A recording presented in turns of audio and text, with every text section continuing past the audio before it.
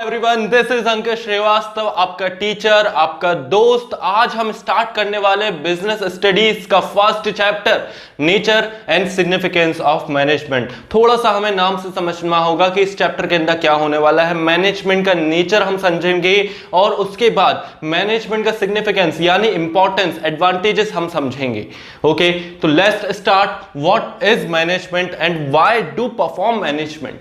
Okay, तो कोई भी बिजनेस हो, अपना घर हो, स्कूल हो, हॉस्पिटल हो, प्रॉफिट मेकिंग बिजनेस हो, नॉन प्रॉफिट मेकिंग बिजनेस हो, हर जगह मैनेजमेंट होता है। अपने घर की बात करें तो अपने घर में भी पापा या मम्मी हमारा मैनेजमेंट करते हैं, हमारे घर का मैनेजमेंट करते हैं।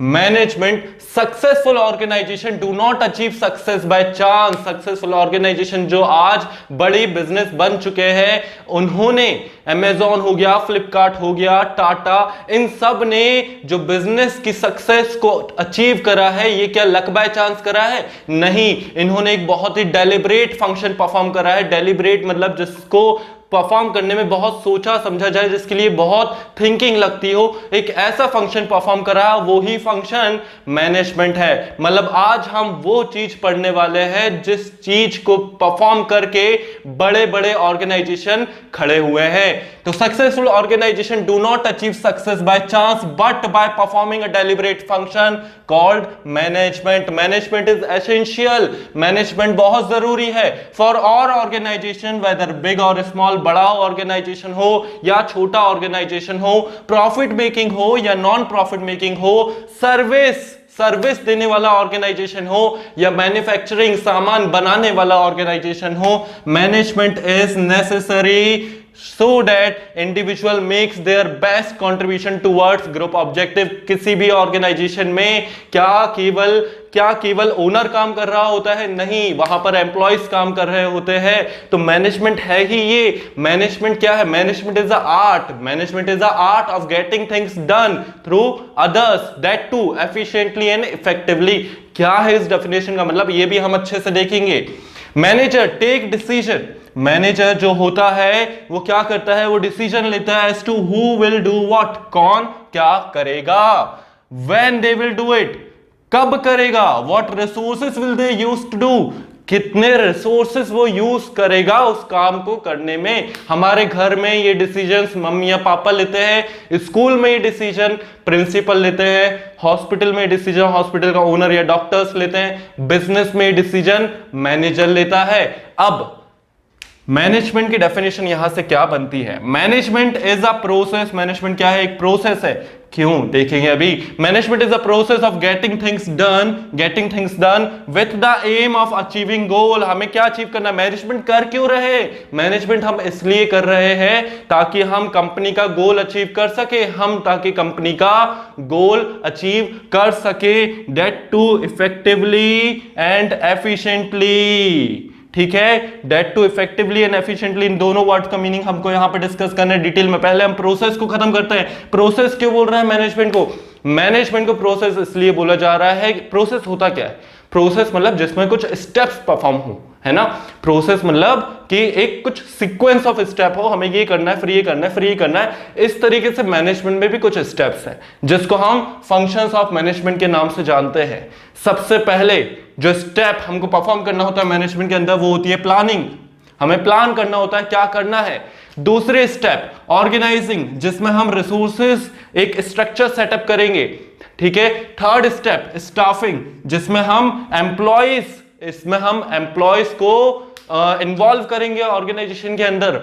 नेक्स्ट स्टेप डायरेक्टिंग, जो एम्प्लॉयज हैं उनको डायरेक्ट करेंगे आपको कैसे क्या काम करना है। लास्ट स्टेप कंट्रोलिंग, जिसमें हम कंपेयर करेंगे planned performance and actual performance. तो ये इस तरीके से यहां पर मैनेजमेंट खत्म होता है। मैनेजमेंट जो है एक्चुअली कभी खत्म ही नहीं होता है ना। एक गोल अचीव कर लिया, फिर नेक्स्ट गोल, फिर एक गोल अचीव कर लिया, फिर नेक्स्ट गोल। तो planning, organizing, then staffing, then directing, then controlling, then again planning, फिर देन साइकिल गोस ऑन। तो ये जो मैनेजमेंट की साइकिल है ये चलती रहती है। अब ये हुआ प्रोसेस। बात करते हैं कंसेप्ट ऑफ मैनेजमेंट, ताकि ये दो वर्ड्स को हम समझ पाए।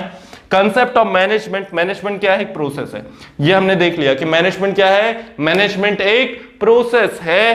तो यहां पर प्रोसेस रिफर्स टू, प्रोसेस क्या होता है? Process refers to a series or sequence of steps. Management is a process because it has perform series of function. कुछ फंक्शन परफॉर्म करने पड़ते हैं. वो फंक्शन कौन सा है? Planning, organising, staffing, directing, controlling. यही आगे चल के चैप्टर्स बनने वाले हैं बिजनेस स्टडीज के 12th के सिलेबस के. Because it has to perform a series of function to get things done. These are planning, organizing, staffing, directing, controlling.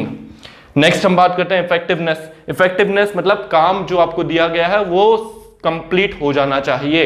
इस चीज को बोलते हैं इफेक्टिवनेस. ठीक है.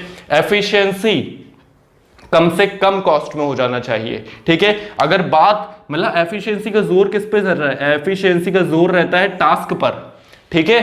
और एफिशिएंसी, इफेक्टिवनेस का जोर किस पर रहता है? टास्क पर. और एफिशिएंसी का जोर कहां पर रहता है? Completion, cost per. ठीक है. कि कम से कम कॉस्ट के अंदर हमारा काम हो जाना चाहिए. तो दोनों ही जरूरी है. दोबारा एक बार डिटेल में देखते हैं. It is concern with doing the right task, completing activities and achieving goal. ठीक है. मतलब हमें गोल अचीव करना है. हमें जो काम दिया गया है हमें वो काम करना है. इसको बोलते हैं effectiveness. It is concern with and result. मतलब हमारा गोल है, हमारा जो काम है वो अचीव होना चाहिए. Doing work effectively means finishing the given task. हमें जो काम दिया गया था हमने वो कंप्लीट करा. मतलब हमने अपना वर्क जो है विथ इफेक्टिवनेस कंप्लीट करा है. नेक्स्ट बात करते हैं किस चीज की? Efficiency. It refers to do the task in the right way with minimum cost and optimum utilization of resources. मतलब कि काम कर लेना केवल काफी नहीं है, लेकिन काम को कम से कम कॉस्ट में करना बहुत जरूरी है. ठीक है. अगर आपको कोई काम दिया गया था और उसके लिए आपको रिसोर्सेज दिए गए थे 10,000 रुपीज और आपने वो काम तो कंप्लीट करा,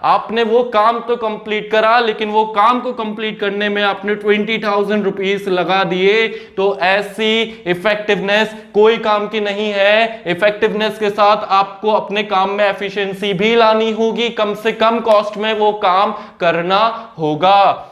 optimum utilization resources. Efficiency involve cost benefit analysis. Efficiency में हम क्या देखते हैं? Cost benefit analysis. मतलब हमारा कॉस्ट कम से कम लगना चाहिए और प्रोडक्शन ज्यादा से ज्यादा होना चाहिए. तब हम उस काम को क्या बोलेंगे?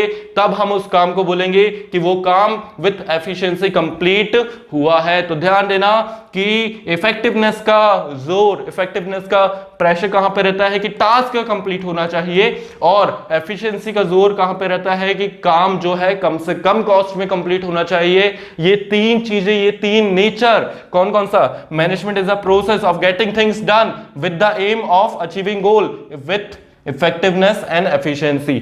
जल्दी से नोट डाउन करो और नेक्स्ट टॉपिक में मिलते हैं. ओके.